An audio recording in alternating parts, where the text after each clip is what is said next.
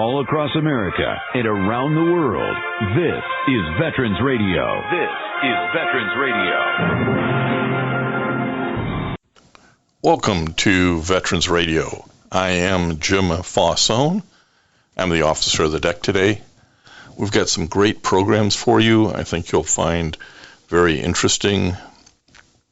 We always want to remind you can find more about Veterans Radio at its Facebook site or by going to veteransradio.net, where we're on the web 24/7. You can find a lot of our podcasts there as well. We post new ones every Tuesday, so you can get a new story, a new interview, something you didn't know before by going to veteransradio.net. And before we get started, we want to thank our sponsors. First up, we want to thank National Veteran Business Development Council, nvbdc.org. It was established to certify both service-disabled and veteran-owned businesses. You'll find out how they can help your business by going to nvbdc.org. We also want to thank Eisenhower Center. It's a brain injury recovery center. Learn more about eisenhowercenter.com. They're located in Michigan and in Florida. We want to thank Legal Help for Veterans. Legal Help for Veterans fights for veterans' disability rights all across the nation. You can reach them at 800-693-4800 or on the web at legalhelpforveterans.com. Contact us if you'd like to be a sponsor on Veterans Radio, and let's move on to our program. We want to welcome to Veterans Radio today Paul J. Ryan. Paul Ryan is a retired Navy Reserve captain. He's a resident of West Michigan over in Jensen, Michigan. Started life in Brooklyn, New York. Graduated with honors from the University of Notre Dame. Commissioned as an ensign and made his way all the way up to captain. So, Paul, welcome to Veterans Radio. Hi, Jim. Good to be with you. Well, you served about 25 plus years in the Navy and Navy Reserve with all kinds of different assignments in peacetime, and you were a surface warfare officer.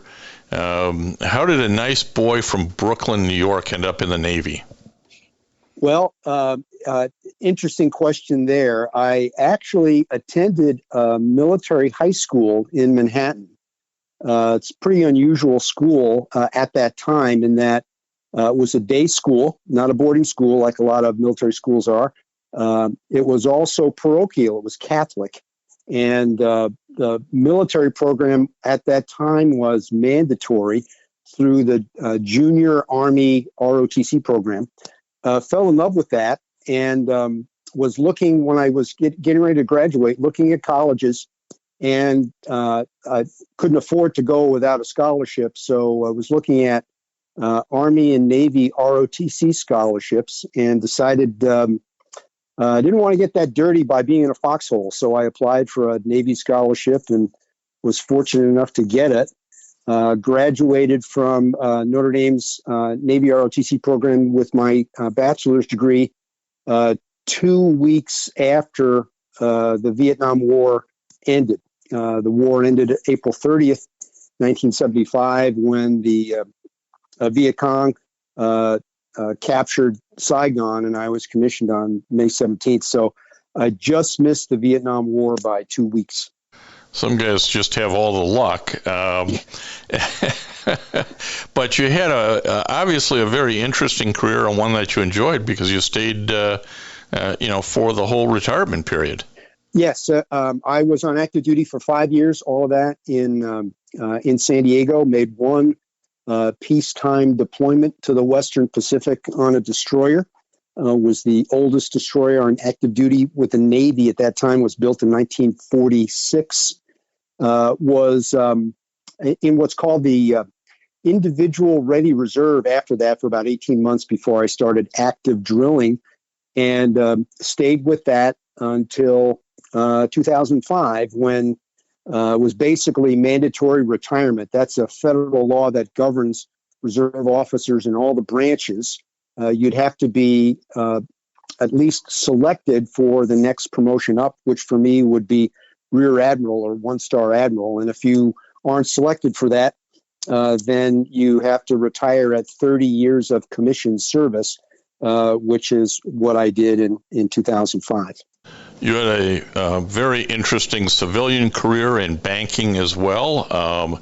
You were involved with Fifth Third Bank in Grand Rapids, which, if you're old enough like me, you know as the predecessor was Old Kent Bank, which had a great reputation. So you had a very fulfilling civil career as well. Yeah, I was 37 years in banking when you stitch together my time with Fifth Third and time with Old Kent, and most of that, just about all of it, was in the trusts and estates and investment planning area. A very interesting career, met a lot of interesting people, employees, vendors, as well as clients, and really a lot of interesting situations and some interesting business travel as well. So you stayed involved in your civilian career with military matters as well and veteran matters. You participated in the Michigan Committee for Employer Support of the Guard and Reserve, or ESGR. You were active with the Military Officers Association of America, the United Veterans Council of Kent County, and the West Michigan Veterans Coalition. And all of that's to say you are currently a board member on the Michigan Military and Veterans Hall of Honor. And that's kind of why we have you on today, because we want to talk about an upcoming induction ceremony that the Hall of Honor is having for Michigan military and veterans for the class of 2020, which got diverted because of COVID. But that Hall of Honor is coming up. When and where will that induction ceremony be? Yeah, the Hall of Honor does conduct an annual induction ceremony to recognize Michigan's most distinguished service members and veterans. We had our initial induction ceremony in 2019. COVID, of course, last year had to put the kibosh on that. But this year, in 2021, we are combining the induction class of 2020 and 2021 in our ceremony on Friday, November 19th at the Michigan History Museum in Lansing. Well, it's going to be great to be able to get all of these veterans and military members or their family members together in person for an event on November 19th of 2021. Beginning about 12:30 p.m. at the Michigan History Museum in Lansing.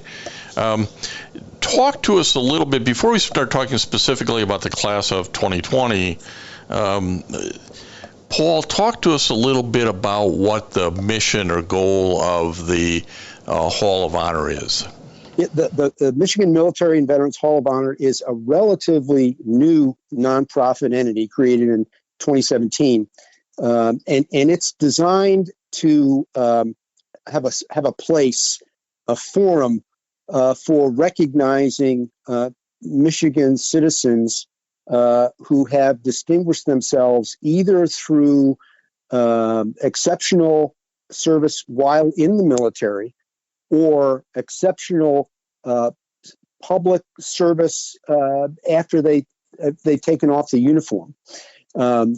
Our very first induction ceremony, as I said, was 2019. Beginning from a standing start, we filled that auditorium with over 240 people. Our mission is threefold. First is to recognize those individuals who the Hall of Honor believes are deserving of that recognition. And I'll tell you, Jim, that in my short time, just a couple of years with the Hall of Honor board, I have been really overwhelmed with the knowledge of some of the extraordinary people, Michiganders, who have served in uniform and had some extraordinary careers in uniform, and some individuals who have provided some really outstanding, extraordinary contributions to our society in a variety of ways. In recognizing these individuals, we hope to educate Michigan citizens, particularly young people, about military service as well as civic service in order to instill an understanding of an appreciation for patriotism and civic virtue. As I said earlier, we're a new organization, so those two goals we think we are pretty good at executing at present. At some point in the future, as our organization matures, we hope to promote through scholarships, possibly nonprofit grants and other means, to promote the research and teaching of Michigan's military heritage, and more importantly, the importance of military service to citizenship and our responsibilities as citizens throughout the state and throughout the country. I'm particularly concerned about that last piece, since we know that those currently serving in uniform, the active component, the reserve component, and the National Guard amounts to less than 1% of the total population. And if you look at anyone with military service going all the way back to World War II, that figure represents only about 7% of the population. So, 90+% of the people in the population of the United States don't have direct military experience. And so an organization like the Hall of Honor is, I think, pretty important to educate people about what that looks like. Well, and what's really interesting, and we're going to turn to the class of 2020 inductees here momentarily, but what's really interesting when you look at the inductees and you hear their individual stories, that's where history is really written, and that's where history can be taught to the general population, to our kids, to realize what some of these folks have done and sacrificed, both in service and then kind of what's unique about the Michigan Military and Veterans Hall of Honor is it also recognizes those folks who, after getting out of service, continue to, if you will, serve the country in their private sector jobs in a big way, and we'll talk about some of those. And we're talking to Paul Ryan, retired Captain Navy Reserve, who's on the board of the Hall of Honor. Paul, do you want to start by just sort of naming all of the inductees in the class of 2020 that are going to be put in to the Hall come this November for the, if you will, for the first time for them on November 19th, 2021? Yeah, happy to do that, Jim. There are 6 inductees that we are bringing into the Hall of Honor in what we call the military category. That would be inductees who would be recognized for their military careers and military service. And then 6 inductees that we are categorizing as veteran category inductees, those folks who have had very significant, extraordinary contributions to our society after they've taken off the uniform. The first of the 6 military category inductees is Maurice Kurtz. Maurice rose to the rank of 4-star admiral in the Navy. He was a veteran of both World War I and World War II, was a combat leader, particularly in World War II. And each of these folks have their own story, and we're not going to have the time to go through all of them, but we're going to direct people to the Michigan Military and Veterans Hall of Honor website, which is MILitaryVet, hallofhonor.org, where you're going to be able to read the full story. But let's go on, Paul. Richard Gallagher, I think, is next up. Another Navy man that you want to promote. Richard Gallagher is a 3-star admiral in the Navy. Morton Harris was a major in the U.S. Army Air Corps. Aleda Lutz served in the U.S. Army Air Corps. Lucius Theus who was a general officer in the U.S. Air Force, and Donald Thompson, lieutenant colonel in the U.S. Air Force. Those are the 6 military category inductees for the class of 2020.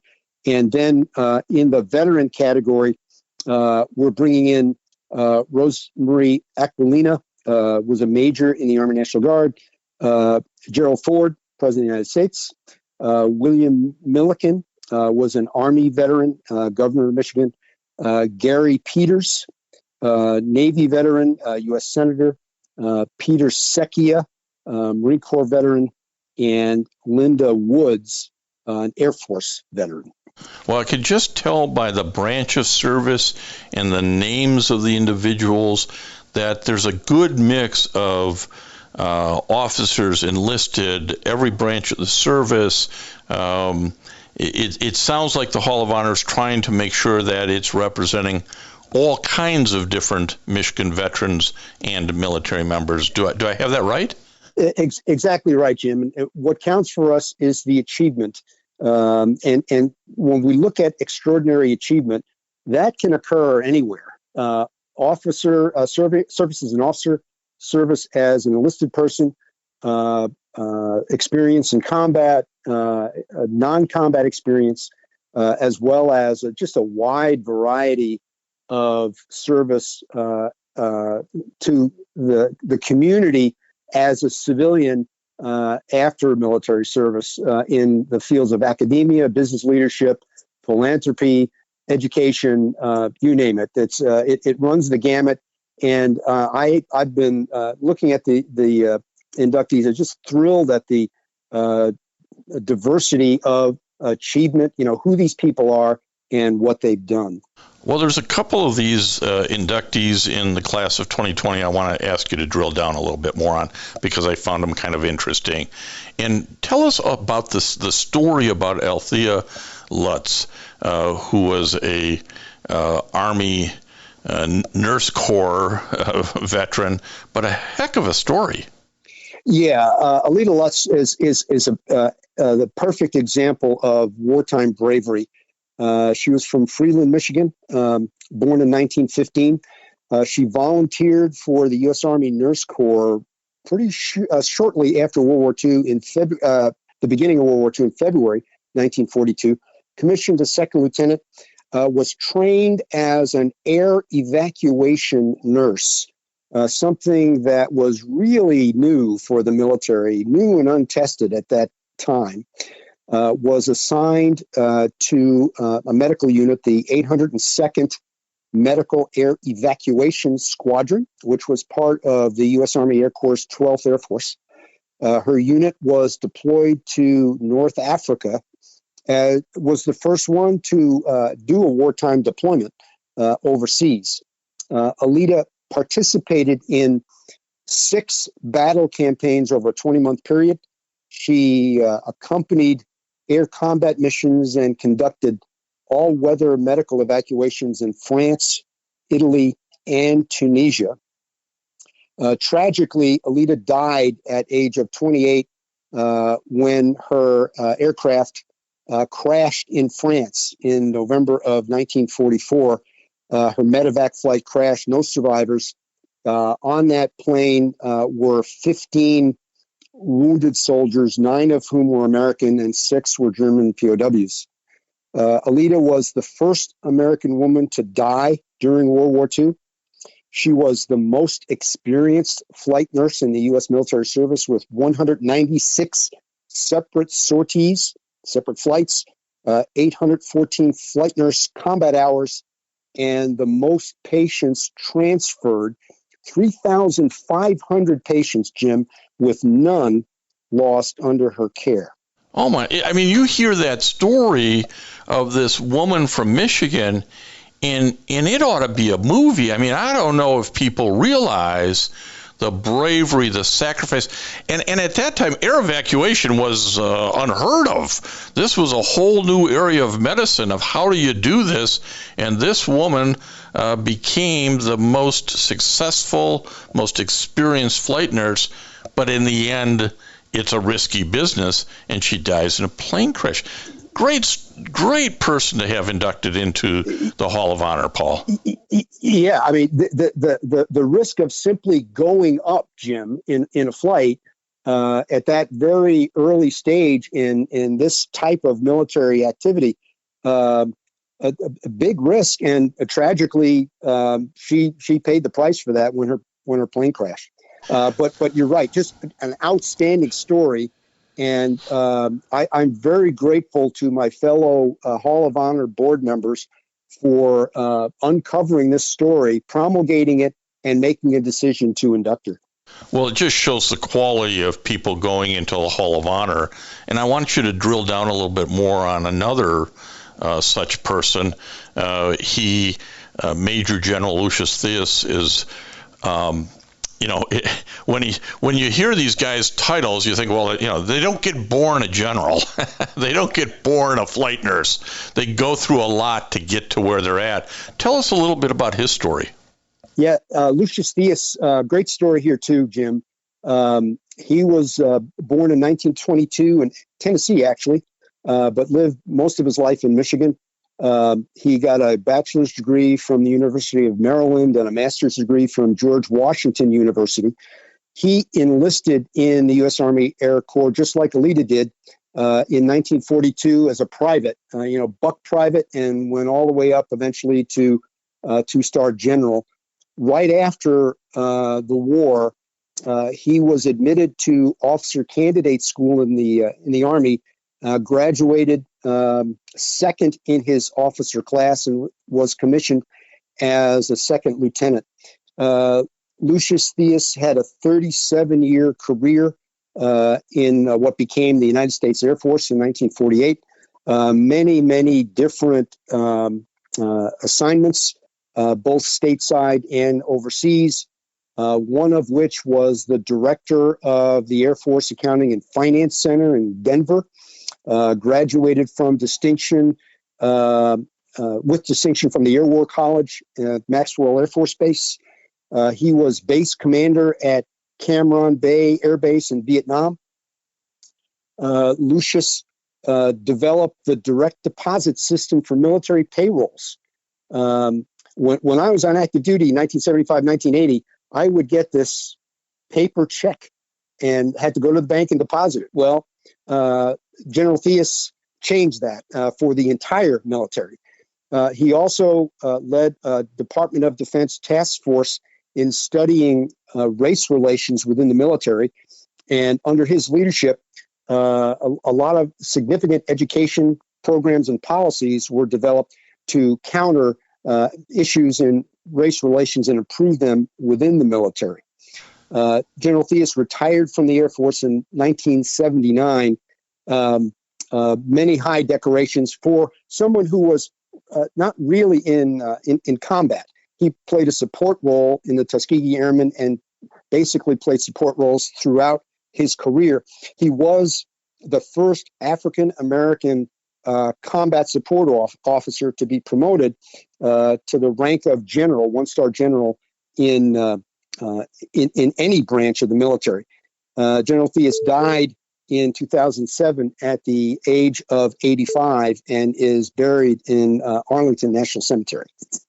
Again, one of these stories of a man who just, born in humble beginnings in Tennessee, who goes on through education and hard work, just has an amazing career.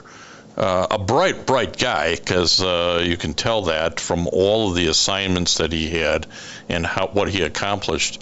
But just a wonderful, quality human being to be inducted into the Hall of Honor. So again, I commend the board for its activity there.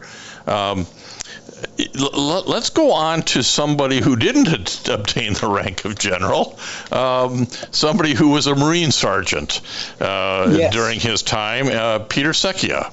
Peter Secchia is a 2020 inductee in the veteran category. He's a well-known business leader and philanthropist here in the western part of the state. From Grand Rapids originally, lived in Grand Rapids for many years, actually born in New Jersey in 1937, served as a sergeant in the Marine Corps in the late 50s. He did obtain his bachelor's degree in economics from Michigan State in 1963, was very active in Michigan's Republican politics. He was a Republican National Committeeman in 1980, 84, and 88. He was vice chair of the RNC's Midwest region for a number of years.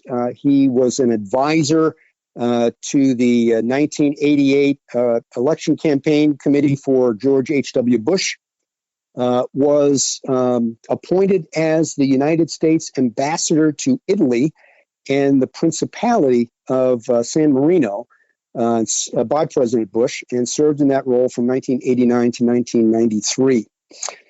Peter was chief executive officer for Universal Forest Products, a very prominent company in Michigan, served in many nonprofit voluntary capacities as well, on the board of John Cabot University in Rome. Governor Angler appointed him as chair of Secchia Commission 1, which focused on improving government services. Governor Angler also appointed Peter to Secchia Commission 2, which focused on public sector pensions. But he was also known for just outstanding philanthropy. Peter donated $1 million in 2010 to MSU for construction of the women's softball field named Secchia Stadium. A building on the Michigan State College of Human Medicine campus in Grand Rapids was named after him, and many public awards, really too numerous to mention, Jim. I actually met Peter a couple of times. One time was at a Economic Club of Grand Rapids lunch that was arranged to commemorate 9/11 a few years back. And I attended that and brought a couple of military folks with me, one of whom was a Marine officer. And around the table are all these various high-powered people, and Peter's sitting there. He did not take any interest in any of those people, but he talked that Marine's ear off. Once a Marine, always a Marine, and Mr. Secchia really showed that. Well, I think it's important that we recognize folks not only for their military service, but the way in which they continue their public service afterwards, and it certainly sounds like Peter Secchia did that in bushel basketfuls. But this board has, in the 2020 class, you've got President Ford, you've got Governor Milliken, you have Senator Peters, really men who cross all political lines, Democrats, Independents, Republicans.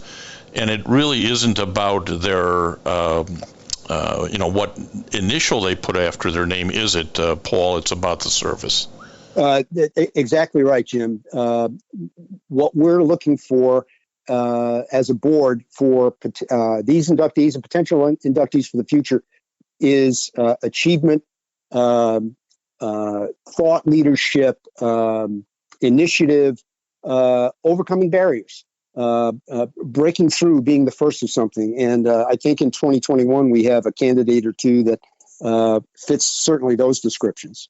Well, let's remind our Veteran Radio listeners that we're talking to Paul J. Ryan, Navy Captain Reserve retired, board member of the Michigan Military and Veterans Hall of Honor, and that the induction ceremony is coming up November 19th. At the Michigan History Museum in Lansing, and folks can go to the website to find out more information. And can they attend the ceremony?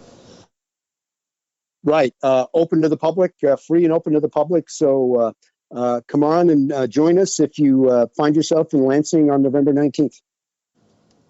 And I want to thank everybody for listening to Veterans Radio today. I am Jim Fausone. It's been a pleasure to be your host. I'm a veterans disability lawyer at Legal Help for Veterans, and you can reach us at 800-693-4800 or legalhelpforveterans.com on the web. You can follow Veterans Radio on Facebook and listen to its podcasts and internet radio shows by going to veteransradio.net. And until next time, you are dismissed.